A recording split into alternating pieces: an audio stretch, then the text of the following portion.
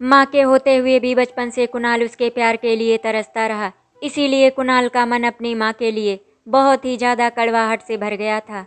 पर राधिका के मिलने के बाद प्रेम और स्नेह के एहसास से उसका दिल इस बार भर उठा था। लेकिन परिस्थितियां हर बार उसे राधिका के पास आने के बजाय दूर ही ढकेल रही थी। जब कुणाल त्योहार पर अपने घर गया तो उसके ताऊ जी ने फिर से अपनी जिद दोहरा दी। वे चाहते थे कि मैं जल्दी से शादी कर लूं, जबकि मुझे शादी के नाम से ही बहुत ज़्यादा चिढ़ होने लगती थी, क्योंकि मैंने तो सोच लिया था कि मैं शादी कभी करूंगा ही नहीं। लेकिन राधिका के आ जाने से कहीं न कहीं मुझे जीने का मकसद मिल गया था। हालांकि ताई जी ने मुझे हमेशा ही पराया समझा, पर ताई जी ने मेरे लिए अपनी ममता की धारा कभी सूखने नहीं दी। वो मुझे पराया भी मानती थी, लेकिन एक बेटे की तरह प्यार भी करती थी। मेरी माँ मेरी कड़वाहट की एक बहुत बड़ी वजह थी, जिसने मेरे भीतर की सभी कोमल भावनाओं को जला दिया था। परंतु ताऊ जी कभी भी मेरी माँ के खिलाफ कुछ सुनना पसंद नहीं करते थे। वे मेरी माँ के लिए सुरक्षा कवच जैसे थे। एक बार जब मैं माँ के खिलाफ बोला था तो उन्होंने मुझ पर हाथ उठा दिया था। छुट्टी के बाद मैं वापस चला आया। अस्पताल में आते ही वार्ड का कर्मचारी ने एक महिला से मिलाया, जो उस अनाथ बच्ची के बारे में पूछताछ कर रही थी, जो कुछ महीने पहले गुजर गई थी। मेरी नज़र उस महिला पर टिक गई। 3 साल की उस बच्ची से उस औरत की सूरत काफ़ी मिलती जुलती थी, जो मेरी मरीज थी। जब मैंने उस महिला से बात की तो पता चला वो उस बच्ची की माँ है। उसकी बात सुनकर मैं हैरान रह गया था कि इतनी संभ्रांत महिला और उसकी संतान लावारिस मर गई, और उसे इस बात का पता तक नहीं है कि उसकी बच्ची अब इस दुनिया को छोड़कर जा चुकी है। वो महिला अनाथालय से मेरा पता लेकर आई थी। वो बच्ची कैसी थी, उसके भर्राए स्वर पर मेरे अंदर की कड़वाहट जवान पर चली आई। अब राख कुरेदने से क्या होगा, जो हो गया सो हो गया। मैं उसे रोता सुबकता छोड़कर चला आया और सोचने लगा कि जिंदा बच्ची को तो पूछा नहीं, अब आंसू बहाने यहाँ चली आई है। अक्सर मेरी सामे घर के पास शांत समुद्र तट पर गुजरती थी। अपने काम से बचा कुचा समय मैं लहरों से ही बांटता था। गीली रेत का घर बनाना मुझे बहुत अच्छा लगता था। उस शाम भी वहाँ बैठा बैठा मैं कितनी देर तक मुन्नी के ही विषय में सोचता रहा। दूसरे दिन भी उस औरत ने मुझसे मिलना चाहा, मगर मैंने टाल दिया। पता नहीं क्यों मुझे औरतों से नफरत होती, विशेषकर ऐसी औरतों से जो अपनी संतान को अनाथ कर कहीं दूर चली जाती हैं। मुझे हर औरत में अपनी माँ की छवि नजर आती, लेकिन हर औरत ममता से शून्य महसूस होती। कुछ दिनों बाद एकाएक वार्ड में उसी औरत को देखकर मैं चौंक पड़ा। पता चला आधी रात को कुछ पुलिसकर्मी उसे यहाँ पहुँचा गए थे। पूछताछ करने पर पता चला कि 2 दिनों से उसे कोई भी देखने नहीं आया। मैं सोचने लगा, क्या ये औरत इस शहर में अकेली है? वो रात मैंने उसकी देखभाल में ही बिताई। सुबह सुबह उसने आंखें खोली तो मैंने पूछा, आप कैसी हैं? लेकिन उससे कोई जवाब नहीं दिया गया। दूसरी सुबह पता चला कि वो अस्पताल से चली गई है। शाम को घर गया तो ताऊ जी का पत्र खिड़की के पास पड़ा मिला। उन्होंने लिखा कि उन्हें मुझ पर हाथ नहीं उठाना चाहिए था, मगर मेरा व्यवहार ही अशोभनीय था, जिस पर उन्हें क्रोध आ गया। मैं ये जानता था कि मेरा व्यवहार अशोभनीय था, परंतु मेरे साथ जो हुआ था उसकी शिकायत भी मैं किससे करता? जब मैं बहुत छोटा था तभी माँ हाथ छुड़ाकर चली गई थी। ताऊ जी ने उनकी दूसरी शादी करा दी थी, इसीलिए मैं कहीं न कहीं ताऊ जी से भी थोड़ा नाराज ही रहता था। मैं अपने लिए चाय बनाने में व्यस्त था कि तभी द्वार की घंटी बजी। दरवाज़ा खोलने पर देखा कि सामने वही औरत खड़ी है। मैंने चौंकते हुए पूछा, अरे आप आइए। उसे बिठाने के बाद मैं चाय ले आया। फिर गौर से उसके समूचे व्यक्तित्व को निहारा। साफ सुथरा रूप और कानों में छोटे छोटे सफ़ेद मोती। मुझे याद आया, मेरी माँ के कानों में भी सफ़ेद हीरे चमकते थे। जब भी कभी ताऊ जी की उंगली पकड़े उनसे मिलने जाता, उन हीरों की चमक से आंखें चौंधिया जाती। मैं माँ के रूप में ममत्व का भाव ढूंढता रहता, पर वो पल भर भी मेरे पास नहीं बैठती। उन्हें देखकर ऐसा लगता था कि जैसे वो मुझे देखना ही नहीं चाहती। मैं अंदर ही अंदर बहुत आहत हो जाता था। वो औरत धीरे से बोली, मैंने आपको बहुत परेशान किया। मेरी बेटी की वजह से आपको बहुत तकलीफ हुई। हो सके तो मुझे माफ़ कर दीजिएगा। नहीं, मुझे कोई तकलीफ नहीं हुई। वो तो मेरा फ़र्ज़ था। मैंने गौर से उसकी ओर देखते हुए कहा, एक माँ होने के नाते ये संतोष व्यक्त करने चली आई कि आपने उसकी मौत आसान करके मुझ पर बहुत बड़ा एहसान किया है। उस दुखियारी को आखिरी वक्त पर किसी का सहारा तो मिला। ये कहने के साथ वो मेज पर फूलों का गुलदस्ता रख कर चली गई। दूसरी शाम मैं सागर तट पर बैठा था, तभी वो औरत एक छाया की तरह मेरे सामने चली आई और बोली, क्या मैं आपके पास थोड़ी देर बैठ सकती हूँ? हाँ हाँ, क्यों नहीं। चंद पलों के बाद उसने गंभीर स्वर में पूछा, मेरी बेटी मुन्नी देखने में कैसी थी? जी। मैं उसके प्रश्न पर चौंका कि फिर से वही प्रश्न जो उस दिन भी किया था। आप भी सोचते होंगे मैं कैसी माँ हूँ, जिसे ये भी नहीं पता कि उसकी बेटी कैसी दिखती थी। जब मेरे पति की एक्सीडेंट में मौत हुई, उस समय बच्ची का जन्म नहीं हुआ था। मेरे ससुराल वालों ने पति के जाते ही मुझसे आंखें फेर ली। उन लोगों ने मुझे घर से निकाल दिया था। मेरे पास रहने का कोई और ठिकाना नहीं था, इसीलिए मुझे अपने माता पिता के घर जाना पड़ा। फिर जब बच्ची का जन्म हुआ तो मेरे ही माँ बाप ने उसे अनाथालय में छोड़ दिया। वे मुझे यही बताते रहे कि मैंने एक मृत बच्चे को जन्म दिया। उसके बाद क्या हुआ, मैंने धीरे से पूछा। उसके बाद क्या होता? मेरी बसी बसाई गृहस्थी उजड़ गई और मैं खाली हाथ रह गई। पति और बच्ची की कोई भी निशानी नहीं रही मेरे पास। लेकिन आपके माँ बाप ने ऐसा क्यों किया? उन्होंने आपसे झूठ क्यों बोला कि आपकी बेटी मर गई? मैं पूछे बिना रह नहीं सका। डॉक्टर साहब, एक बच्ची की माँ की दूसरी शादी कैसे होती? इसीलिए उन्होंने शायद यही उचित समझा। कहते कहते वो औरत रो पड़ी। तो क्या फिर आपने दूसरी शादी की? नहीं। बहुत चाहा कि अतीत को काट कर फेंक दूं, परंतु ऐसा नहीं हुआ। अतीत कोई वस्त्र तो नहीं है ना, जिसे आप जब चाहे बदल ले।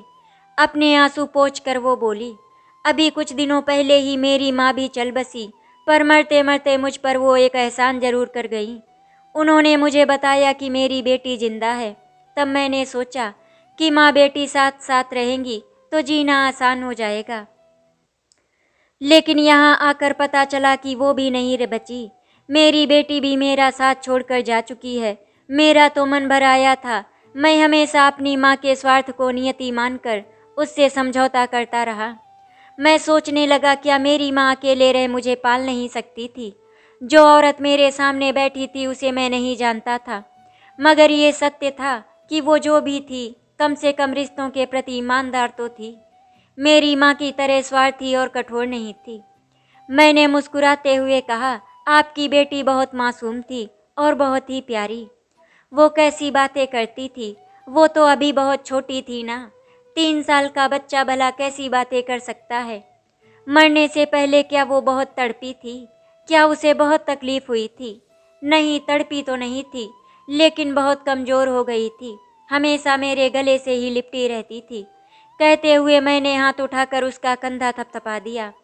आप जब चाहे मेरे पास चली आएं। मुन्नी के बारे में मुझे जो भी याद होगा बताता रहूँगा। बाद में पता चला कि वो बैंक में कार्यरत है। हर शाम वो सागर तट पर मेरे पास आ जाती, अपनी बच्ची का पूरा ब्यौरा मुझसे लेती और रोती हुई लौट जाती। मैं अपने मन ही मन में सोचता, एक ये माँ भी है और एक मेरी माँ भी थी, जो मुझे छोड़कर दूसरे घर चली गई। वो अभी नई नई कोचीन आई थी, किसी से भी तो उसकी जान पहचान नहीं थी। उसकी बातें दिवंगत पति और अनदेखी बच्ची के दायरे से बाहर कभी जाती ही नहीं थी। मैं चुपचाप उसके अतीत में जीता रहता। कभी कभी विषय बदलने की कोशिश भी करता कि इतने तनाव में कहीं उसकी मानसिक हालत ही बिगड़ ना जाए। एक शाम जब मैं घर आया तो ताऊ जी को बाहर इंतजार करते पाया। मैं उनकी आवभगत में लग गया, मगर मेरे सारे स्नेह को एक तरफ झटक वे नाराजगी से बोले, राधिका को कब से जानते हो? जानते हो तुम वो एक विधवा है? क्या रिश्ता बांधना चाहते हो उससे? कुछ भी तो नहीं ताऊ जी, वो बहुत दुखी है, अक्सर मेरे पास चली आती है। अच्छा, क्या तुम उसका इलाज करते हो? देखो कुणाल, मैं नहीं चाहता तुम उससे मेल जोल बढ़ाओ। उसकी दिमाग की हालत खराब रही है। उसने बड़ी मुश्किल से खुद को संभाला है। उसे पागल बनाने में उसके माँ बाप का भी पूरा पूरा दोष है। क्यों उसकी बच्ची को यहाँ फेंक गए वो लोग? मैंने राधिका की सुरक्षा में होंठ खोले, मगर ताऊ जी ने फिर चुप करा दिया। माँ बाप सदा संतान का भला सोचते हैं। सत्येन को जो ठीक लगा उसने भी वही किया। अब कृपया तुम उसका साथ छोड़ दो। नहीं तो फिर उसकी इधर उधर बहुत ही ज़्यादा बदनामी हो जाएगी, जो मुझे बिल्कुल भी पसंद नहीं होगा। ताऊ जी ने बहुत ही कड़क आवाज़ में ये सब बोला। ये सुनकर मैं स्तब्ध रह गया कि राधिका ताऊ जी के मित्र सत्येन की पुत्री है। ताऊ जी एक दिन रहकर चले गए, मगर मेरा पूरा का पूरा अस्तित्व एक प्रश्न चिन्ह के घेरे में कैद कर गए। मैं सोचने लगा, क्या राधिका से मिलकर मैं कोई अपराध कर रहा हूँ? ताऊ जी को इस मेल जोल से क्या आपत्ति है? रात की ड्यूटी थी, इसीलिए 2 दिनों से मैं तट पर नहीं जा पाया था। रात के 11 बजे थे, तभी अचानक राधिका को सामने पाया। उसके कपड़े भीगे थे और उन पर रेत चमक रही थी। जाहिर था अब तक वो अकेली सागर तट पर बैठी रही होगी। फटी फटी आंखों से उसने मुझे देखा तो मैंने साधिकार उसका हाथ पकड़ लिया। फिर अपने कमरे में लाकर उसे कुर्सी पर बिठाया। उसके पैरों के पास साड़ी को रक्त रंजित पाया। झट से उसका पैर साफ करके मैंने पट्टी बांधी। मैं आपको बहुत तकलीफ देती हूँ ना, अब कभी आपके पास नहीं आऊँगी। उसकी बात सुन मैं चौंक उठा। वो आगे बोली, जो मर गए वो तो छूट गए, पर मैं ही दलदल में फंसी रह गई। मेरा ही दोस्त था जो आपके पास आती रही। सच, आपको लेकर मैंने कभी भी कुछ भी ऐसा वैसा नहीं सोचा जैसा आपके ताऊ जी ने सोचा। मैं तो अपनी मरी हुई बच्ची के लिए आती रही, क्योंकि आखिरी समय में आप ही उसके पास थे। मैं मुन्नी की कसम खाती हूँ, मेरे मन में आपके लिए बस। राधिका, मैंने उसे चुप करा दिया, फिर धीरे से उसका कंधा थपथपाया। ताऊ जी की ओर से मैं तुमसे क्षमा मांगता हूँ। तुम जब भी चाहे मेरे पास चली आना, मुझे तुमसे कोई दिक्कत नहीं है। थोड़ी देर बाद जब वो जाने लगी तो मैंने लपक कर उसका हाथ पकड़ लिया। मैंने उसे इतनी रात गए जाने नहीं दिया था, सुबह होने तक के लिए रोक लिया था। टिटनेस का टीका लगाकर वहीं अपने बिस्तर पर सुला दिया था और खुद पूरी रात बरामदे में बिताई थी। सुबह राउंड से वापस आया तो पाया मेरा सॉल वहीं छोड़कर वो जा चुकी थी। उसके बाद वो मुझसे मिलने नहीं आई। उसके घर का मुझे पता नहीं था और बैंक फ़ोन करता तो वो बात करने से ही इनकार कर देती। एक सुबह 10 बजे उसके बैंक चला गया। मुझे देखते ही वो भीतर चली गई। उसके पीछे जाकर तमाशा नहीं बनाना था, इसीलिए हार कर मैं वापस चला आया। परंतु असंतुलित मन ने उस दिन मेरा साथ नहीं दिया। मोटरसाइकिल को बीच सड़क में लापटका। एक्सीडेंट की बात सुन ताऊ जी भागे चले आए। थोड़ी देर बाद मैंने कहा, ताऊ जी राधिका को सूचित कर दीजिए, मैं उससे मिलना चाहता हूँ। क्षण भर को ताऊ जी चौंक गए थे, फिर बोले, क्या हुआ, बहुत तकलीफ है? जी चाह रहा था ताऊ जी से झगड़ा करूं, मगर लिहाज का मारा मैं चुप रहा। बार बार मन में आता कि ताऊ जी से पूछूं कि उन्होंने राधिका का अपमान क्यों किया था, क्यों मुझे इस आग में ढकेल दिया। ताऊ जी मेरे जख्मी शरीर को सहलाते हुए बोले, कुणाल, धीरे धीरे सब ठीक हो जाएगा। अचानक मैंने दृढ़ स्वर में कहा, मैं राधिका से मिलना चाहता हूँ, लेकिन उससे तो तुम्हारा कोई रिश्ता ही नहीं है। तुम्ही ने तो कहा था। हाँ, मैंने कहा था, और अब भी मैं ही कह रहा हूँ कि मैं अब उससे रिश्ता बांधना चाहता हूँ। पर बेटा, वो तो विधवा है, भला उससे तुम्हारा रिश्ता कैसे? ताऊ जी, क्या विधवा का पुनर्विवाह नहीं हो सकता? हो क्यों नहीं सकता? मैं तो हमेशा इस पक्ष में रहा हूँ बेटा। तो फिर आप राधिका के खिलाफ क्यों हैं? क्योंकि तुम इस पक्ष में कभी नहीं रहे। तुम अपनी माँ से इतनी नफरत करते हो, जानते हो ना उसका कारण क्या है? उसका पुनर्विवाह ही इस घृणा का कारण है। जो इंसान अपनी माँ के साथ न्याय नहीं कर पाया, वो अपनी पत्नी के साथ इंसाफ कैसे करेगा? मैंने हिम्मत करके कुछ कहना चाहा, मगर तब तक ताऊ जी जा चुके थे। मैं सोचने लगा, क्यों ताऊ जी राधिका को मुझसे दूर करना चाहते हैं? किस अपराध की सजा देना चाहते हैं वो मुझे? तभी कंधे पर किसी ने हाथ रखा। मुड़कर देखा तो राधिका मेरे सामने ही खड़ी थी। ये क्या हो गया? उसने हैरानी से पूछा। मेरा जी चाहा कि उसकी गोद में समाकर सारी वेदना से मुक्ति पालूं, लेकिन वो पास बैठी ही नहीं। थोड़ी देर सामने बैठकर चली गई। एक दिन राधिका का पीछा करते मैंने उसका घर देख लिया था। दूसरे दिन सवेरे उसका द्वार खटखटा दिया। वो मुझे सामने पाकर हैरान रह गई। मैंने जल्दी से कहा, नाराज मत होना, नाश्ता करने आया हूँ, मैं यहाँ अकेली रहती हूँ, कोई क्या सोचेगा? आप यहाँ क्यों चले आए? तुम भी तो मेरे पास चली आती थी, मैं तो कभी मना नहीं किया। वो मेरी भूल थी, मेरा पागलपन था, और ये मेरा पागलपन है। मुझे तुम्हारी ज़रूरत है। मैं तुम्हारे साथ एक रिश्ता बांधना चाहता हूँ। तुम हमेशा मेरी आंखों के सामने रहो। समीप जाकर मैंने उसकी बाह पकड़ ली। तुमसे पहले मेरा जीवन आराम से चल रहा था, कहीं कोई हलचल नहीं थी। मुझे ज़्यादा नहीं चाहिए, बस थोड़ा सा ही प्यार दे दो। देखो राधिका, मैं तुम्हारे किसी भी अधिकार में हस्तक्षेप नहीं करूँगा। तुम अगर अपने दिवंगत पति के साथ मुझे बांटना ना चाहो तो मत बांटो। तुम जानते हो मुझे अभी भी पागलपन के दौरे पड़ते हैं। वो मेरी आंखों में झांकते हुए बोली, पागल लोग बैंक में इतनी अच्छी तरह से काम नहीं कर सकते। तुम पागल नहीं हो, तुम पागल नहीं हो। मेरे हाथ से बाँह छुड़ाकर वो भीतर चली गई। मैं भी तेज कदमों से उसके पीछे पीछे गया और तनिक ऊंची आवाज में कहा, मुझे जो कहना था मैंने कह दिया, अब मैं चलता हूँ। नाश्ता फिर किसी दिन। कुणाल, राधिका ने पुकारा, परंतु मैं रुका नहीं। मैं शाम तक बड़ी मुश्किल से खुद को रोक पाया। मुझे फिर से अपने सामने पाकर राधिका एक बार फिर तनाव से भर उठी, पर खुद को संभालते हुए बोली, आइए बैठिए, मैं चाय लेकर आती हूँ। नहीं, तुम मेरे पास बैठो, चाय की इच्छा नहीं है। राधिका मेरे पास बैठ गई। मैं अपने विषय में सब कुछ बताता रहा और वो सुनती रही। तुम ही कहो, अगर मैं तुमसे शादी करना चाहूँ तो क्या गलत है? 25 साल पहले अगर ताऊ जी मेरी माँ का पुनर्विवाह करा सकते हैं, तो अब तुम नया जीवन आरंभ क्यों नहीं कर सकती? आपके साथ जो हुआ वो माँ के पुनर्विवाह की वजह से ही हुआ है ना। आप अपनी माँ का सम्मान नहीं कर पाते, उनके पति को अपना पिता स्वीकार नहीं करते। इस अवस्था में आप मेरा सम्मान कैसे करेंगे? अगर आप पुनर्विवाह को बुरा नहीं मानते तो पहले अपनी माँ का सम्मान कीजिए, उससे नाता जोड़िए। मैं राधिका की दलील पर खामोश था। उसकी दलील में दम था और उसका तुरंत कोई तोड़ मेरी समझ में नहीं आया।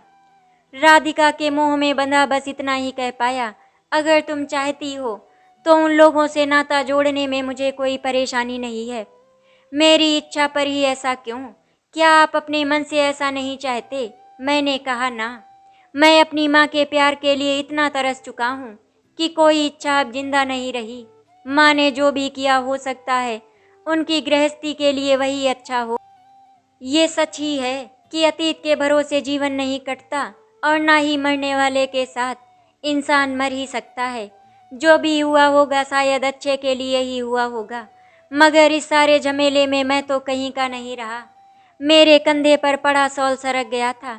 एकाएक राधिका बोली, अरे आपकी बाँह अभी भी? हाँ, 3 हफ्ते का प्लास्टर है ना। मुझे ऐसा लगा जैसे उसने कुछ नया ही देख लिया। झट पास आकर उसने मेरी शॉल पीठ से भी सरका दी। आपके कपड़ों पर तो खून के धब्बे हैं। फिर वो डबडबाई आंखों से बोली, इतनी तकलीफ में भी आप मेरे पास चले आए? क्यों? दर्द कम करने ही तो आता हूँ। तुम छूती हो तो बहुत सुकून महसूस होता है। ऐसा क्या है मेरे छूने में? वो सब कुछ है जो मुझ जैसे इंसान को चाहिए। मगर ये सत्य है, इसे वासना नहीं कहा जा सकता, जैसा शायद ताऊ जी ने समझा था। ये तुम्हारे लिए मेरा सच्चा प्यार है। बाँह का प्लास्टर खुलने को 2 हफ्ते बाकी थे। इस दौरान राधिका ने मुझे संभाल लिया था। वो हर शाम मेरे घर आती और भोजन का सारा प्रबंध करती। जिस दिन मैंने प्लास्टर कटवाया उस दिन सीधा राधिका के पास ही चला गया। मुझे स्वस्थ पाकर उसकी आंखें भर आई। सहसा राधिका को छाती से लगाकर मैंने उसके माथे पर ढेर सारे चुंबन अंकित कर दिए। वो मुझसे लिपटकर फूट फूट कर रो पड़ी। राधिका के स्पर्श में एक अपनापन था, एक विश्वास था। प्लास्टर के खुलते ही मैं अस्पताल जाने लगा। मेरी दिनचर्या फिर से शुरू हो गई। एक दिन ताऊ जी मिलने चले आए। उन्होंने ही बताया कि मेरी माँ के दूसरे पति को दिल का दौरा पड़ा है। तीनों बच्चे अमेरिका में हैं और ऐसी हालत में वो अकेली है। वे सोचते हुए से बोले, कुणाल तुम्हें अपने पिता से मिलना चाहिए। मैं सोचने लगा, भला वो इंसान मेरा पिता कैसे हो सकता है जिसने कभी मुझे मेरी माँ से जोड़ने का प्रयास नहीं किया। फिर भी मैं उनसे मिलने चला गया। मेरे पहुंचने पर वे बस मेरा हाथ पकड़े लेटे रहे और फिर सब समाप्त हो गया। अमेरिका से उनके बच्चे भला इतनी जल्दी कैसे आ सकते थे? ताऊ जी ने मेरे हाथों से ही उनका दाह संस्कार करवाया। जब मैं लौटने लगा तो ताऊ जी ने ही टोक दिया, कुछ दिन अपनी माँ के पास रह ले, वो बहुत ही अकेली है। मैं 7 दिनों से उस घर में था, पर एक बार भी माँ ने मुझे पुकारा नहीं था। उसने अपने विदेशी बच्चों का नाम ले लेकर मृत पति का विलाप तो किया था, मगर मुझसे लिपट कर तो एक बार भी नहीं रोई थी। फिर ऐसी कौन सी डोर थी जिसे ताऊ जी अभी भी गांठ पर गांठ डालकर जोड़े रखने का प्रयास कर रहे थे। जब मैं बैग उठाकर चलने लगा तब माँ की आवाज़ कानों में पड़ी, कुणाल से कह दीजिए जब वो राधिका से मिले तो उसको बता दे कि उसका काम हो जाएगा। शारदा उसका अधिकार उसे देने को तैयार है। तब जैसे मेरे पैरों के नीचे से जमीन ही खिसक गई थी। ताऊ जी की तरफ प्रश्नसूचक भाव से देखा। पता चला शारदा राधिका की सास का नाम है और राधिका अपनी ससुराल में अपना स्थान पाने के लिए अक्सर माँ को फ़ोन करती है। मैं वापस तो चला आया परंतु पूरे रास्ते भर अनामिका के व्यवहार का अर्थ खोजता रहा। उसने तो कभी नहीं बताया था कि वो मेरी माँ को जानती है और अक्सर उनसे फ़ोन पर बातचीत करती है। शाम को मैं अस्पताल में ही था कि राधिका चली आई।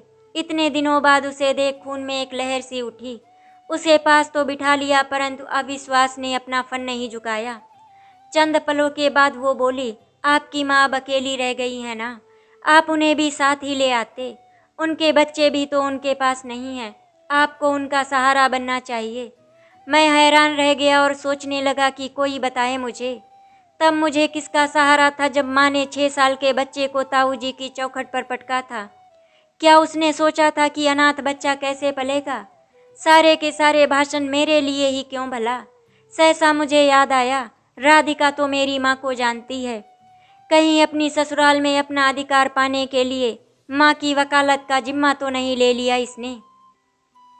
मेरे मन में शक और क्रोध का एक ज्वार सा उठा और राधिका को वहीं बैठा छोड़ मैं बाहर निकल गया। उसी रात माँ का फ़ोन आ गया लेकिन हूँ हाँ में ही बात हुई। माँ ने मुझे बुलाया था। सुबह ही त्रिचूर के लिए गाड़ी पकड़ ली। सोचा था माँ की गोद में सिर छिपाकर ढेर सारा ममत्व पालूंगा, मगर वहाँ तो उन्होंने मेरे लिए बलि वेदी सजा रखी थी। ताऊ जी भी वहीं थे तो उनसे ही मुझे पता चला कि माँ ने राधिका की ननद को मेरे लिए चुन रखा है। उसकी तस्वीर भी उन्होंने मेरे सामने रख दी। नीरा पसंद आएगी तुम्हें? नीरा कौन? मैं अवाक रह गया। राधिका ने तुम्हें सब कुछ समझा कर नहीं भेजा?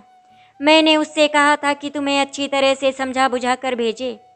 देखो कुणाल, मेरी सारी जायदाद तुम्हारी है। मेरे बच्चों ने वापस आने से इनकार कर दिया है। सब तुम्हें दे दूंगी, बस नीरा के लिए हाँ कर दो। मैं हक्का बक्का रह गया। हताश नज़रों से ताऊ जी को देखा और सोचा, मेरी माँ और राधिका दोनों ही सौदेबाज निकली। राधिका को ससुराल में अपना अधिकार चाहिए और उसके लिए उसने मुझे मेरी माँ के हाथों बेच दिया। शाम को कोचीन पहुंचकर अपना सारा गुस्सा राधिका पर उतारा। वो मेरे उठे हुए हाथ को देख सन्न रह गई। उसके आंसू से भरे चेहरे पर कई भाव जागे थे, मानो कुछ कहना चाहती हो, मगर मैं रुका ही नहीं उसकी बात सुनने के लिए। मेरे लिए सब कुछ एक बार फिर समाप्त हो गया। एक दिन सुबह सुबह ताऊ जी आ पहुँचे। मेरी अस्त व्यस्त दशा पर वे भीख से गए। मुन्ना, तुझे क्या हुआ है? कुछ भी तो नहीं ताऊ जी चाह रहा था चीख चीख कर आसमान सिर पर उठा लूं। तभी ताऊ जी बोले, राधिका की सास ने उसका सामान भेजा है, उसे दे आना। उन्होंने एक अटैची की तरफ इशारा किया। मैं क्रोध से भर उठा कि यही वो सामान है जिसके लिए राधिका मुझे छलती रही।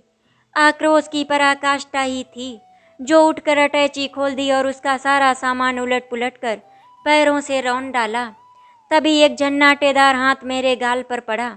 मुन्ना, ताऊ जी चीख उठे थे, एक विधवा से शादी करना चाहते हो? क्या यही सम्मान करोगे उसके पूर्व पति का? अरे जब तुम उसका सम्मान ही नहीं कर पाओगे तो उसके साथ न्याय क्या करोगे? अतीत की यादों से लिपटी किसी विधवा से शादी करने के लिए बहुत बड़ा कलेजा चाहिए। उसके पति का अपमान कर रहे हो और दावा करते हो कि उससे प्यार करते हो। मैंने पैरों के नीचे शायद राधिका के पति की चंद तस्वीरें थी। एक पुरुष के कुछ कपड़े इधर उधर बिखरे पड़े थे। ताऊ जी की आंखें आग उगल रही थी। ऐसा लगा एक तूफान आकर चला गया। थोड़ी देर बाद खुद ही राधिका का सामान सहेज कर मैंने अटैची में रखा और तस्वीरें इकट्ठी कर एक तरफ रखी। फिर अपराध भाव लिए ताऊ जी के पास बैठा तो ताऊ जी बहुत ही गंभीर स्वर में बोले, तुम राधिका के लायक नहीं हो। मैंने सोचा था कि उसने मुझे छला है। मैं धीरे से बोला, क्या छला है उसने? तुम्हारी माँ से ये जरा सा सामान मंगवाया, पर बदले में क्या क्या दिला दिया तुम्हें? क्या इसी विश्वास के बल पर उसका हाथ पकड़ोगे? मैं चुप रहा था। देखो कुणाल, राधिका मेरी बेटी जैसी है। अगर 25 साल पहले मैं अपनी विधवा भाभी का पुनर्विवाह किसी योग्य पुरुष से करवा सकता था, तो अब 25 साल बाद राधिका को तुम्हारे जैसे खुदगर्ज से बचा भी सकता हूँ। इतना दम है अभी इन बूढ़ी हड्डियों में। मैं खुदगर्ज नहीं, बड़ी मुश्किल से मैंने अपने होंठ खोले। फिर उसी पल राधिका का सामान उसे देने गया। वो मेरे हाथों में विजय का सामान देखकर हतप्रभ थी। अपने पति की तस्वीरें देखकर वो हैरान रह गई। मैंने धीरे से कहा, ये सामान तुम्हारे लिए अमूल्य था। मैं तुम्हारी भावनाओं का बहुत सम्मान करता हूँ, पर कम से कम मुझे सच तो बताती। लेकिन मेरी माँ से क्यों मांगा ये सब? सौदेबाजी क्यों की राधिका? क्या मेरे बारे में एक बार भी नहीं सोचा? तुमने सोचा वो औरत जमीन जायदाद के लोभ में मुझे खरीद लेगी, लेकिन मैं तो पहले से ही तुम्हारे हाथों बेमोल बिक चुका था। क्या कोई बार बार बिक सकता है? फिर ये सामान मंगाकर तुमने कोई चोरी तो नहीं की? तुम रिश्तों के प्रति ईमानदार हो, तभी तो मैं भी तुमसे प्यार करता हूँ। राधिका मुझे एकटक देख रही थी। मुझे पता ही नहीं चला कि कब और कैसे मैं रो पड़ा। राधिका ने अटैची खोलकर उसमें से विजय के कपड़े निकाले। एक एक कपड़े के साथ उसकी एक एक याद जुड़ी थी। फिर वो फपक फपक कर रो पड़ी। मैंने राधिका को अपनी बाहों में ले लिया, फिर आंसू पोंछ उसका माथा चूम लिया। वो मेरी छाती में समाई बिलखने लगी। बस राधिका, मेरे साथ चलो, ताऊ जी आए हुए हैं, आज सारी बात तय हो जाएगी। कहते हुए मैंने उसके माथे पर ढेर सारे चुंबन अंकित कर दिए। ताऊ जी ने राधिका से बात करके मेरी शादी उससे पक्की कर दी। आज मैं बहुत ही खुश था, क्योंकि मुझे ऐसा लग रहा था कि अब मुझे भी किसी का प्यार मिलेगा। मैं अपनी माँ के प्यार से तो महरूम रहा था, इसीलिए मैं मन ही मन में सोच रहा था, राधिका का प्यार मुझे पूरा कर देगा। फिर कुछ दिनों के बाद ताऊ जी ने मेरी और राधिका की कोर्ट मैरिज करवा दी।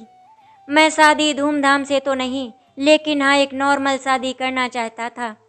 लेकिन राधिका चाहती थी कि हमारी कोर्ट मैरिज हो, इसीलिए फिर ताऊ जी ने हम दोनों की कोर्ट मैरिज करवा दी थी। धीरे धीरे करके दिन गुजर रहे थे और हमारी जिंदगी बहुत अच्छे से चल रही थी। ताऊ जी भी बहुत खुश थे। शादी को 5 महीने बीत गए थे। एक दिन राधिका बाथरूम में बैठकर कपड़े धो रही थी और अचानक उसे पता नहीं क्या हुआ, वो वहीं बाथरूम में ही बेहोश होकर गिर गई। वो सिर्फ एक ही बार आवाज़ दे पाई और वो आवाज़ मैंने सुन ली थी। मैं बाथरूम की तरफ भागा भागा गया तो देखा राधिका वहाँ पर बेहोश पड़ी थी। उसको लेकर मैं ताऊ जी के साथ में हॉस्पिटल गया। जब से राधिका और मेरी शादी हुई थी, तब से ताऊ जी हमारे साथ ही रहने लगे थे। अस्पताल पहुंचकर राधिका के सारे टेस्ट करवाए गए। तब डॉक्टर ने उन्हें बताया कि वो माँ बनने वाली है। डॉक्टर के मुंह से ऐसी बातें सुनकर मेरी तो खुशी का ठिकाना नहीं रहा था। मैं पूरे अस्पताल में चिल्ला चिल्ला कर सबको बताने लगा कि मैं पापा बनने वाला हूँ। और ताऊ जी वो तो शायद मुझसे भी ज़्यादा ही खुश थे। राधिका को अस्पताल से घर लेकर आ गए हम लोग। राधिका भी बहुत ही खुश थी। राधिका बहुत ही कमज़ोर थी, इसीलिए डॉक्टर ने राधिका को काम करने से मना किया था। लेकिन फिर भी राधिका मानती नहीं थी। वो धीरे धीरे काम किया करती थी, इसीलिए मैं भी अब उसके काम में मदद करने लगा था। जब कभी मैं घर पर नहीं होता था तो ताऊ जी राधिका का पूरा ध्यान रखते थे। वो राधिका को अपनी बेटी की तरह मानते थे, बहू की तरह नहीं। इसीलिए उन्हें राधिका की मदद करने में कोई दिक्कत नहीं होती। ताऊ जी एक पिता होने का फर्ज बहुत अच्छी तरह से निभा रहे थे।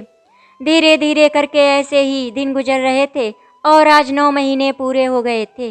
राधिका को डिलीवरी का पेन शुरू हो गया था, इसीलिए उसको हॉस्पिटल लेकर जाना पड़ा।